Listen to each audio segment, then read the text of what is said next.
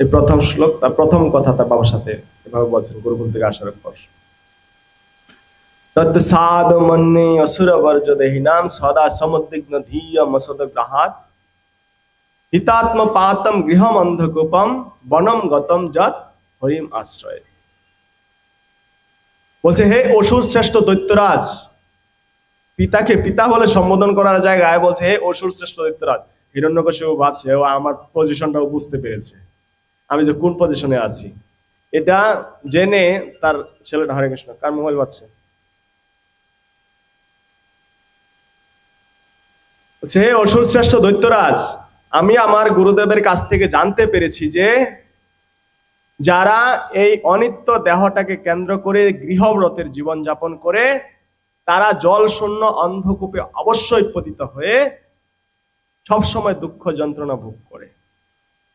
তার কর্তব্য হচ্ছে এই পরিস্থিতি পরিত্যাগ করে বনে গমন করা, বিশেষ করে বৃন্দাবনে, সেখানে গিয়ে ভগবান বিষ্ণুর আশ্রয় গ্রহণ করা, তার আশ্রয় গ্রহণ করে ভগবত ভক্তির অনুসরণ করা। তখন হিরণ্যকশিপু খুব রেগে, আর যে স্কুলের প্রফেসর ছিল ষণ্ড আর অমর, সেই স্কুলে কিন্তু সবাইকে জায়গা দিত না, সবাই পড়তে পারতো না। সেই স্কুলটা কার ছিল? হ্যাঁ, সমস্ত বিশিষ্ট ব্যক্তিদের সন্তানদের সেই স্কুলে ভর্তি করানো হতো। ওইটা অসুরদের মধ্যে সর্বশ্রেষ্ঠ যে শুক্রাচার্যের বিদ্যালয় ছিল সেটা, আর সেটার প্রফেসর ছিল হচ্ছে ষণ্ড আর অমর, শুক্রাচার্যের দুই সন্তান। হ্যাঁ, আর সেই স্কুলের মধ্যে টপ মোস্ট ছাত্র ছিল সে প্রহ্লাদ মহারাজ। অন্তরে নিষ্ঠা করো, বাহ্যে লুক ব্যবহার। তার অন্তরে নিষ্ঠা ছিল, বাহিরে লুক ব্যবহার। একবার ভরত মহারাজ, রামের ভাই ভরত, রাম যখন বনে চলে যায় তখন ভরত রামকে ফিরিয়ে আনবে, যাওয়ার জন্য সব তৈরি, সবাই যাচ্ছে। এখন ভরত মহারাজ জুতা পরে রথে করে যাচ্ছিল, হঠাৎ করে চিন্তা করলো যে আমার ভাই, আমি যাকে আনতে যাচ্ছি, যাকে আমি ভগবান বলে জানি, সে এই রাস্তা দিয়ে খালি পায়ে গেছে, তপস্বীর বেশে হেঁটে হেঁটে গেছে, আর আমি তার ভাই হয়ে, তার সেবক হয়ে আমি রথে করে যাব? ভালো দেখায় না, এটা ভালো দেখায় না। তখন কি করলো, সে রথ থেকে নেমে গেল এবং খালি পায়ে হয়ে গেল, তার জুতা খুলে দিল। তাকে দেখে দেখে সমস্ত প্রজারা তাকে ফলো করতে লাগলো। এখন মাতা কৌশল্যা বলছে, তুমি কি করছো? এখানে কত বয়স্ক ব্যক্তিরা আছে যারা খালি পায়ে হাঁটতে পারে না, যারা হেঁটে হেঁটে যেতে পারবে না, তাদের শরীর দুর্বল, তুমি কেন এই রাস্তা অবলম্বন করেছো? বলছে আমার দাদা এই রাস্তায় এইভাবে গেছে, আমি কিভাবে? বলছে না, তুমি এটা করতে পারো না, তাদের অসুবিধা হচ্ছে। তখন ভরত মহারাজ চিন্তা করছে, আমার কোথায় দোষটা কি? আমি ভগবানের সেবায় ভালোভাবে যুক্ত হতে পারছি না। তখন চিন্তা করলো, আচ্ছা, আমি দেখাচ্ছি যে আমি শুদ্ধ ভক্ত, আমার দেখানোটাই হচ্ছে আমার অপরাধ, আমার দেখানো উচিত ছিল না। আমি যদি চুপে চুপে তাদেরকে আগে পাঠিয়ে দিতাম, 5 মিনিট আগে আমি পিছনে পিছনে আসতাম, তাহলে আমি আমার ভাইয়ের মতো তপস্বীর বেশ ধরে খালি পায়ে হেঁটে হেঁটে যেতে পারতাম। আজকে তাদের সুবিধার জন্য আমাকে রথে চড়ে যেতে হবে, জুতা পরিহিত ভাবে। আমাদের মধ্যে এটা হচ্ছে ভক্তিটা এমন ভাবে করতে হবে, আমি তো এমন ভাবে জপ করছি, একদম ভগবান সামনে চলে এসছে, আরেকজন প্রভু বলছে, বাহ প্রভু, আপনার মতো জপের ধরন কারোর মধ্যে দেখি না।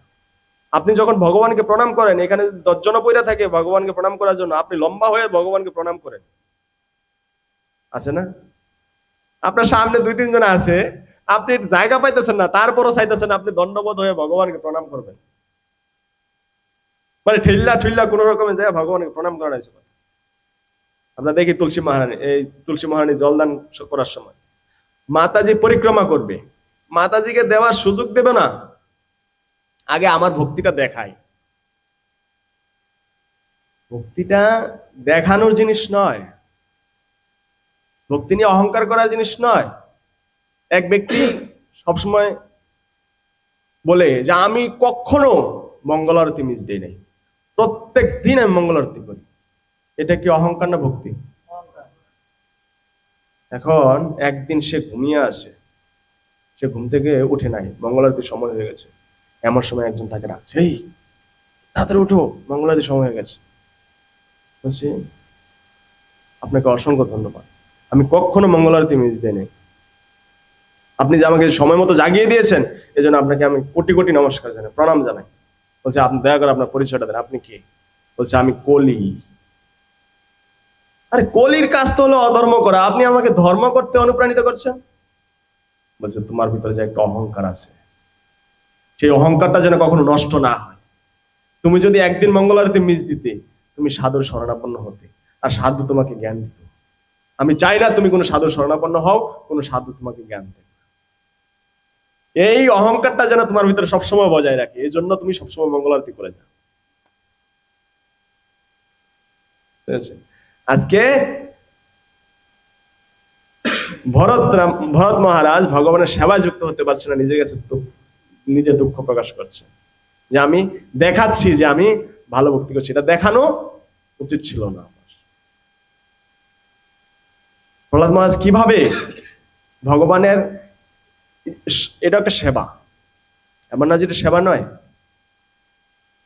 একবার মাতঙ্গ ঋষির আশ্রমে তার যে শিষ্যরা ছিল, সবাই গিয়ে মাতঙ্গ ঋষির কাছে বলছে, গুরুদেব, হরে কৃষ্ণ, ঘুম পাচ্ছে সবাই না?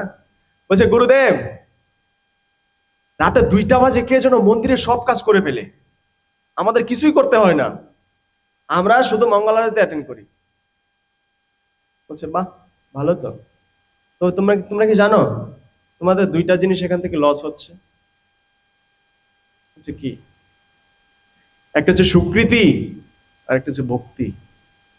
এই 2টা জিনিস তোমাদের থেকে নিয়ে যাচ্ছে। যারা তোমাদের সেবাগুলো করবে তারা তোমার স্বীকৃতি নিয়ে যাবে এবং ভক্তিটা নিয়ে যাবে।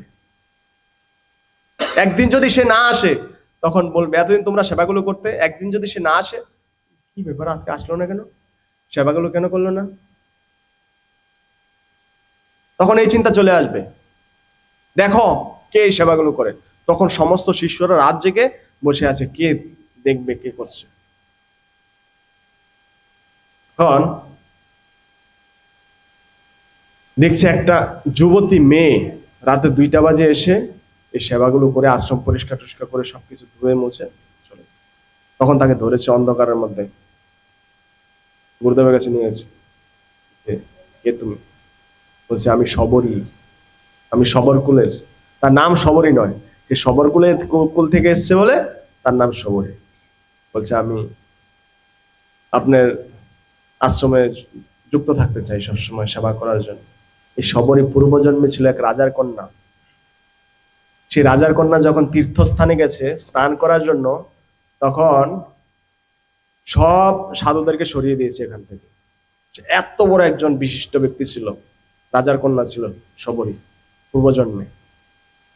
তখন সে চিন্তা করলো, যেমন এখন যদি কোথাও ভারতের সর্বশ্রেষ্ঠ নায়িকা, সর্বসুন্দরী নায়িকা, সে যদি কোথাও যায়, তার সেইখান থেকে সব সরিয়ে দেবে, সিকিউরিটি গার্ড রাখবে, তাই না? সেই রকম ভাবে তাকে সেখান থেকে স্নান করার জন্য এসছে, সব সাধুদেরকে সরিয়ে দিয়েছে। এটা কোনো কথা? তীর্থস্থানে আসা মানে সাধু সঙ্গ করা, সাধুদের মুখ থেকে হরিনাম করা, হরিনাম শ্রবণ করা, সেটা হলো তীর্থে আসার ফল। আর আমি এসেছি বলে সমস্ত সাধুদেরকে এখান থেকে সরিয়ে দেওয়া হলো। হে ভগবান, আমাকে এমন একটা জন্ম দিন যেন আমি এমন কুলে জন্মগ্রহণ করি, কেউ আমাকে ভালো না বাসে, কেউ শ্রদ্ধা না করে। এই অহংকারের কারণে আমি ভক্তি করতে পারছি না ঠিক মতো। আমি উচ্চ কুলে জন্ম, উচ্চ বংশের জন্ম আমার, এই জন্য আমার ভক্তিটা ভালোভাবে হচ্ছে না। তখন ভগবানের কাছে প্রার্থনা করেছে যেন এরকম উচ্চ কুলে জন্ম না দেয়। কত ভক্তরা কিরকম প্রার্থনা করে দেখেন। মাতা কুন্তী দুঃখ পাওয়ার জন্য ভগবানের কাছে প্রার্থনা করছে, আর এদিকে মাতা শবরী তার উচ্চ কুল থেকে নিম্ন জনিতে আসার জন্য ভগবানের কাছে প্রার্থনা করছে। তখন শবরীকে এই শবর কুলে যারা শুকর পালে সেই কুলে পাঠিয়ে দিয়েছে। তখন শবরী যখন বৈকুণ্ঠ থেকে বিমান আসছে, সবাই চলে যাচ্ছে বৈকুণ্ঠে সেই আশ্রমের, তখন বলছে, গুরুদেব, আমি কি করব? তুমি থাকো, ভগবান আসবে। আমরা তো ভগবানকে দর্শন করার জন্য যাচ্ছি, আর ভগবান দর্শন করার জন্য তোমার কাছে আসবে তোমার ভক্তির বলে। আপনারা জানেন সেই ঘটনা। হাজার হাজার বছর মাতা শৌরী প্রতিদিন 3টা কাজ করত। সকালবেলা পুষ্প বিছাতো, ভগবান আসবে। গুরুদেব বলেছে ভগবান আসবে, তার যেই অপেক্ষা, সে কখনো উৎসাহ হারায়নি অপেক্ষার মধ্যে। প্রতিদিন সে ফুল বিছাতো রাস্তায়, আবার বিকেল হলে সেই ফুলগুলো গুছিয়ে রাস্তাটা পরিষ্কার করে দিত, ধুয়ে দিত। প্রতিদিন তার কাজ ছিল এটা। শীতের দিন নেই, গরমের দিন নেই, তুফানের দিন নেই, ঝড়ের দিন নেই, অতি গরমের দিন নেই, প্রতিদিন এই কাজটা করতো মাতা শৌরী। ভগবান এসছে কবে? একদম বৃদ্ধ হয়ে গেছে মাতা শৌরী, সেই সময় ভগবান এসছে। আমাদের ভক্তি থেকে কখনো উৎসাহ হারানো যাবে না। আমাদের উৎসাহ হারিয়ে যায়, আমরা যে কৃষ্ণ কৃষ্ণ জপ করি, মন থাকে আরেক জায়গায়। ওই কালকে আমাকে মহাপ্রকাশ প্রভু বলছে যে মন্দিরে যেদিন প্রথম এসেছিলাম সেই দিনের আনন্দটা আমি কবে পাবো? সেই আনন্দটা কি আর কোনোদিন পাবো? যেদিন আমি প্রথম ঢুকি মন্দিরে, কি একটা আনন্দ ছিল ভগবানকে দর্শন করা। আজকে আস্তে আস্তে সিনিয়র হয়ে গেছি, আনন্দগুলো চলে গেছে। তো প্রহ্লাদ মহারাজ তার বাবাকে বলছে যে এই পরিস্থিতি পরিত্যাগ করে তার উচিত হচ্ছে বনে গমন করা। যারা এই দেহটাকে, অনিত্য দেহটাকে কেন্দ্র করে গৃহব্রতের জীবনযাপন করে, এই সংসার আমার, এই সন্তান আমার, তাদেরকে আপন বলে মনে করে নিয়েছে, তারা হচ্ছে জল শূন্য অন্ধকূপে অবশ্যই পতিত হবে। বলছে সন্ন্যার আমাকে বলছে এই শিক্ষা ওকে কে দিয়েছে? কোন সাধু এসেছিল তোদের আশ্রমে? কোন সাধুর কাছে এই শিক্ষা পেয়েছে? আমাদের আশ্রমে কে আসবে? কোন সাধুই তো আসে না। বলছে ওই সাধুরা খালি ধুতি পরে আসবে ওরকম না, প্যান্ট শার্ট পরেও আসে। কোন ছদ্মবেশে এসে সে এই কাজ করে দিয়ে গেছে? কারণ এই শিক্ষা তোরা দিসনি, তাহলে কোথা থেকে পেয়েছে? দেখ আশ্রমে কে আসে,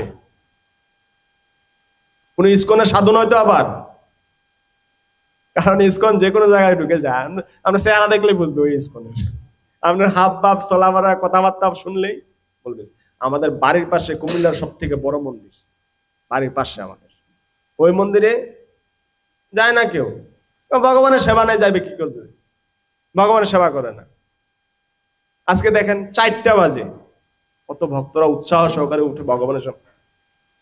সারা পৃথিবীতে যত ইস্কনের মন্দির আছে, শত শত ভক্ত। আমরা তো এখানে যে দূর দূর থেকে আসি, এই জন্য অল্প কয়েকজন। আজকে গিয়ে নৃসিংহ চতুর্দশী উপলক্ষে প্রতিটা মন্দিরে হাজার হাজার ভক্ত মঙ্গল আরতি করার জন্য উৎসাহ পাচ্ছে। প্রহ্লাদ মহারাজকে বলছে আবার ভালো করে শিক্ষা দেও। আবার 1 বছর ধরে শিক্ষা দিয়েছেন। 1 বছর পর প্রহ্লাদ মহারাজ যখন ফিরে এসছেন, তখন তাকে আবার তার বাবা জিজ্ঞাসা করেছে যে বাবা, তুমি এই 1 বছরে কোন শিক্ষাটা তোমার কাছে সব থেকে শ্রেষ্ঠ বলে মনে হয়েছে, সেটা আমাকে শ্রবণ করো। তখন প্রহ্লাদ মহারাজ আবার বলছে শ্রবণং কীর্তনং বিষ্ণু স্মরণং পাদ সেবনম অর্চনং বন্দনম দাস্যম সক্ষম পাদ্যম আত্মনিবেদনম, সক্ষম দাস্যম আত্মনিবেদনম ইতি পুংসার পিতা বিষ্ণু চেত নবলক্ষণা। বলছে আমার কাছে এই নববিধা ভক্তির মাধ্যমে ভগবান বিষ্ণুর আরাধনায় সর্বশ্রেষ্ঠ বলে মনে হয়েছে। এই কথা শোনার পর, এই হচ্ছে আমার এই বংশের শত্রু, এ আমার বড় ভাইকে, আমার ছোট ভাইকে সে বধ করেছে। কারণ জানতো যে বিষ্ণু বধ করেছে, তাহলে বিষ্ণুর ভক্ত সে, তার কারণে আমার বড় ভাই বধ হয়েছে। তাকে কুল থেকে ছুঁড়ে ফেলে দিয়েছে প্রহ্লাদ মহারাজ। তখন বলছে তাকে যেন তেন প্রকারে তাকে বধ করো। আমার এই কুলে, আমার এই সুন্দর চন্দন বনের মধ্যে এই কণ্টক বৃক্ষ কিভাবে জন্ম হলো? তার বংশকে সে একটা চন্দন বৃক্ষের বনের সাথে তুলনা করছে, হিরণ্যকশিপুর বংশকে। আসলে চন্দন বৃক্ষ, কারণ তার ভাইগুলো যারা আছে, সৎ ভাই যারা আছে, তারা সবাই দেবতা। ইন্দ্রের সৎ ভাই কিন্তু আপন ভাই, একই পিতার ভাই, একই পিতার সন্তান। হ্যাঁ, অদিতির সন্তান হচ্ছে অদ্বৈত, আর দ্বিতীয় সন্তান দৈত্য। অদিতির সন্তানরা কারা? ইন্দ্র, চন্দ্র, বরুণ, এরা সূর্যদেব, এরা। আর দিতির সন্তান, দিতি ছিল উগ্র মেজাজি, দিতি বড় বোন ছিল। আর এই দিতির স্বভাব ছিল হচ্ছে রাজা দক্ষের মতো। রাজা দক্ষ যেমন উগ্র মেজাজি ছিল, সেই দিতি ছিল উগ্র মেজাজি। যার যেরকম ভাব ছিল সেই সেরকম সন্তান জন্ম দিয়েছে। কারণ প্রহ্লাদ মহারাজকে মারার জন্য তার শরীরের মধ্যে পাথর বেঁধে সমুদ্রে ফেলে দিয়েছে। সেখান থেকে 5 দিন পরে এসে উপস্থিত হাজির। প্রথম অন্য জায়গায় গেলে পারতো, যায়নি কোথাও। আমরা তো একটু আঘাত পেলেই, পরিবার থেকে একটু আঘাত পেলেই বাড়ি ছেড়ে চলে যাই, আর আসি না বাড়িতে। বাড়িকে দেখিয়ে দেবো আমিও একদিন বড় হয়ে। তা করেননি, আবার চলে এসছে বাড়িতে। তাকে হাতির পায়ের নিচে ফেলেছে, হাতি আদর করে তার পিঠে বসিয়ে দিয়েছে। সাপের, একদম বিষাক্ত সাপের ঘরের মধ্যে ফেলে দিয়েছে। সেই সাপ ধ্বংসন করতে তার কিচ্ছু হচ্ছে না। তাকে শুল দিয়ে, শুল হচ্ছে, শুল চিনেন তো সবাই? হ্যাঁ, শুলটা হচ্ছে একটা নাল বেরিয়েছে এভাবে, যেটা, আর ত্রিশূল, ত্রিশূল মানে 3টা ধার আছে। শিবের হাতে ত্রিশূল আছে না, আর যেটা এক শুল, এটা যে, এটাকে বলে শুল। এই শুল দিয়ে প্রহ্লাদ মহারাজকে ঘায়ে দিচ্ছে মারার জন্য। কিচ্ছু হচ্ছে না তার শরীরে।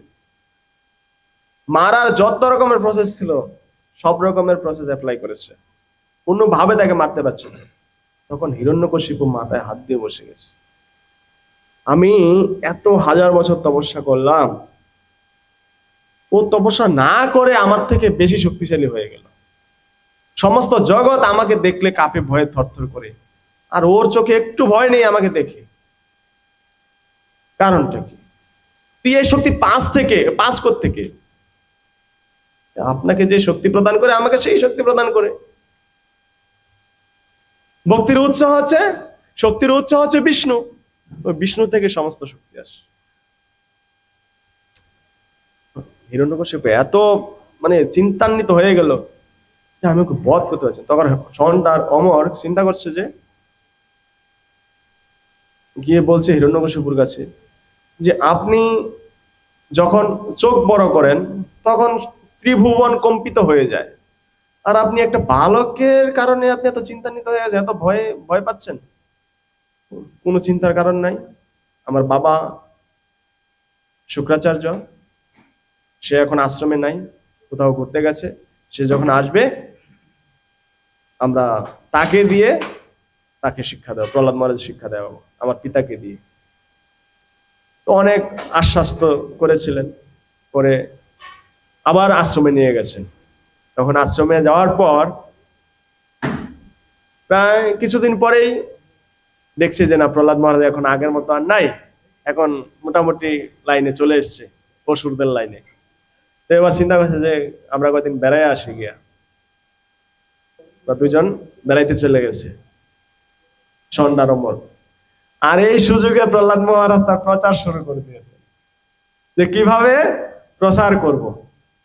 আমরা দেখি প্রহ্লাদ মহারাজ কিভাবে প্রচার করেছিলেন। 7ম স্কন্ধের 6ষ্ঠ অধ্যায় থেকে শুরু হয়েছে প্রহ্লাদ মহারাজের প্রচার।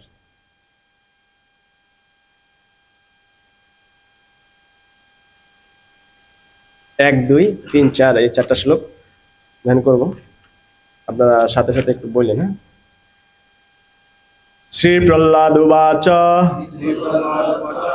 কৌমারমাচরতে প্রাজ্ঞ ধর্মান ভগবতা নিহ দুর্লভং মনুষ্যং জন্ম তদপি অদ্রুতমর্থদম। কৌমারম আচরতে প্রাজ্ঞ ধর্মান ভগবতা নিহ দুর্লভং মনুষ্যং জন্ম তদপি অদ্রুতমর্থদম। শ্লোকটা কার কার মুখস্থ আছে? একটু হাত জানান দেখি। একজন 7-6-1 শ্লোকটাকে মুখস্থ করা একটা প্রচারকের জন্য বিশেষভাবে কর্তব্য। আমরা যেহেতু সবাই প্রচার করি, আমাদের অবশ্যই কর্তব্য এই শ্লোকটা মুখস্থ করা। আর এখান থেকে এই 4টা শ্লোক একাধারে, অনেকগুলো শ্লোক আছে এই অধ্যায়টার মধ্যে, আপনারা দেখবেন অনেক সুন্দর সুন্দর শ্লোক। পাঠ করেন কেউ? কৌমারম আচরেত প্রাজ্ঞ ধর্মান ভগবতা নিহ দুর্লভং মনুষ্যম জন্ম তদ অপি অদ্রুতম অর্থদম। শ্রী প্রহ্লাদ উবাচ কৌমারঃ আচরেত প্রাজ্ঞ ধর্মান ভগবতানিহ দুর্লভং মনুষ্যম জন্ম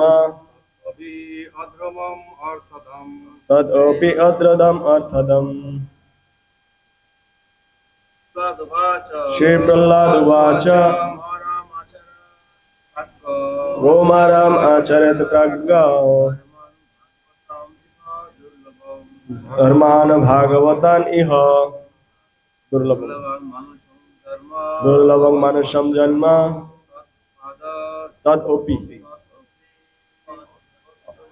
তদপি অদ্রুতম অর্থদম। শ্রী প্রহ্লাদ উবাচ, প্রহ্লাদ মহারাজ বললেন, কৌমার বাল্যকাল, অচেরেত অভ্যাস করা উচিত, প্রাজ্ঞ বুদ্ধিমান ব্যক্তি, ধর্মান ধর্ম, ভাগবতান ইহ এই জীবনে, দুর্লভম অত্যন্ত দুর্লভ, মনুষ্যম মনুষ্য, জন্ম জন্ম, তৎ তা, অপি ও, অদ্রুবম নশ্বর, অর্থদম অর্থপূর্ণ। সবাই বললেন। প্রহ্লাদ মহারাজ বললেন, প্রাজ্ঞ ব্যক্তি মনুষ্য জন্ম লাভ করে জীবনের শুরু থেকেই অর্থাৎ বাল্যকাল থেকেই অন্য সমস্ত প্রয়াস ত্যাগ করে ভাগবত ধর্ম অনুষ্ঠান করবেন। মনুষ্য জন্ম অত্যন্ত দুর্লভ এবং অন্যান্য শরীরের মতো অনিত্য হলেও তা অত্যন্ত অর্থপূর্ণ, কারণ মনুষ্য জীবনে ভগবানের সেবা সম্পাদন করা সম্ভব। নিষ্ঠাপূর্ণ কিঞ্চিত মাত্র ভগবত ভক্তির অনুষ্ঠান করলেও মানুষ পূর্ণ সিদ্ধি লাভ করতে পারে। হরে কৃষ্ণ। বুঝতে পারছেন কি বলছে প্রহ্লাদ মহারাজ? ছবি তোলে 7-6-1 হ্যাঁ, 7ম স্কন্ধের 6ষ্ঠ অধ্যায় 1 নম্বর শ্লোক। কি বলছে? প্রাজ্ঞ ব্যক্তিরা, কাকে বলছে কথাগুলো? কাকে বলছে?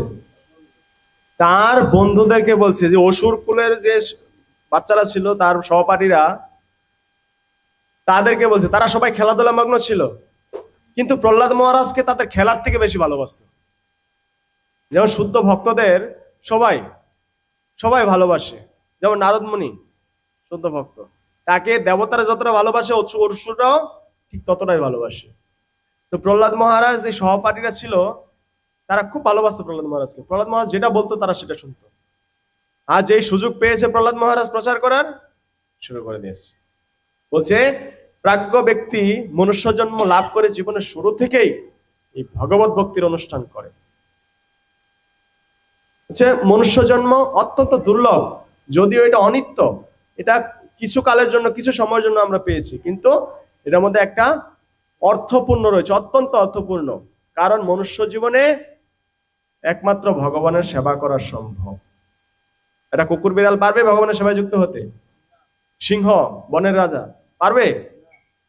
এই জন্য বলছে একমাত্র মনুষ্য জীবনেই এই ভগবানের সেবা করা সম্ভব। বলছে, আপনি যদি শ্রদ্ধা সহকারে ভগবানের কিঞ্চিত সেবাও করেন, তাও এই সংসার রূপের মহা ভয় থেকে পরিত্রাণ করবে।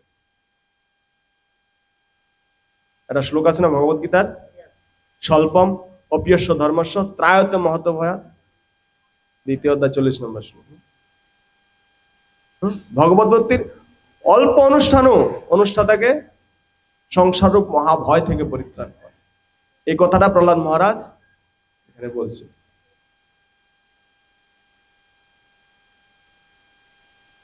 2 নম্বর শ্লোকটা দেখেন, যথা হি পুরুষস্য বিষ্ণু পাদ উপসর্পণম যদেশ সর্বভূতানাম প্রিয় আত্ম ঈশ্বরের সুরিত।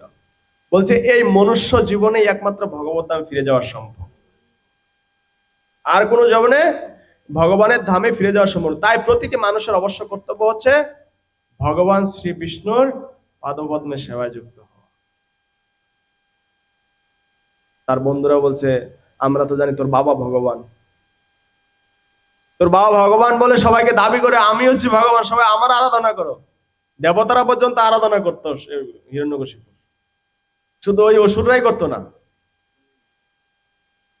কারণ সবারই এমন উৎপাত করতো, গাছকে পর্যন্ত অর্ডার করেছে 12 মাস ফল দিতে হবে। গাছেরা 3 মাস ফল দেয়, গাছকে আদেশ করছে 12 মাস তোদের ফল দিতে হবে, না একদম বংশশুদ্ধা নাশ করে দিবে। আর এই দেবতাদেরকে দিয়া ঘর ঝাড়ু দেওয়াইতো, ঘর মোছাইতো দেবতাদেরকে দিয়া। কিন্তু নারীদেরকে করে নাই, ডিস্টার্ব করে নাই। এখনকার অসুররা তো নারীদেরকে আগে শেষ করে, তারপর পুরুষদেরকে। ওই রকম ছিল না। স্বর্গে গিয়েও নেশা করত, স্বর্গের দেবতারা সোমরস পান করত। আর বলছে ও এমন ভাবে বর্ণনা করছে, তীব্র গন্ধিনা, ও এমন আসব পান করতো, অনেক গন্ধ, অনেক গন্ধযুক্ত খাবার। বাংলা মতোই হয় না?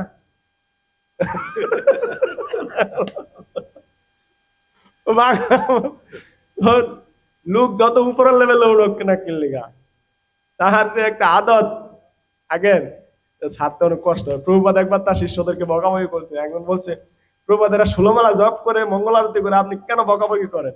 এরা যে আগে অসুরা ছিল, এটা ভাবটা মাঝে ছাড়তে পারে না, এই জন্য বকা দিতে হয়। আমাদের মাঝে মধ্যে আগে যে স্বভাবটা, এটা আইসা পড়ে। এক ভক্তরে দিছি, প্রভু আমরা একটু যে অভিষেক করবে, তো সমস্ত ভক্তরা ঠেলাঠেলি করছে, ঢুকে যাচ্ছে, আপনি একটু দাঁড়ান, হাত দিয়ে ধরে ধরে দাঁড়ায় না। এখন প্রভু ভক্তি জীবনে আছে, ঠিক আছে, এখন এমন ভাবে যাতা দিয়েছে একদম নিচে লাগিয়ে দিয়েছে। মানে আমাদের মাঝে মাঝে সেই আসরিক ভাবটা চলে আসে। প্রহ্লাদ মহারাজ এখানে বলছে, প্রহ্লাদ তোর বাবাই তো ভগবান, তা তুই কাকে ভগবান বলছে? ভগবান হচ্ছেন বিষ্ণু। এটা স্বাভাবিক, এই ভগবত প্রতি স্বাভাবিক, কারণ ভগবান বিষ্ণু সকলের শরীর, সমস্ত জীবের শরীর হচ্ছে ভগবান। ভগবান ভগবদ গীতার 5ম অধ্যায়ের 29 নম্বর শ্লোকে মনে বলছে, ভুক্তারাম যজ্ঞ তপস্যাম সর্বলোকে মহেশ্বরম সুহৃদাম সর্বভূতানাম, না 5ম অধ্যায়ের 29 নম্বর,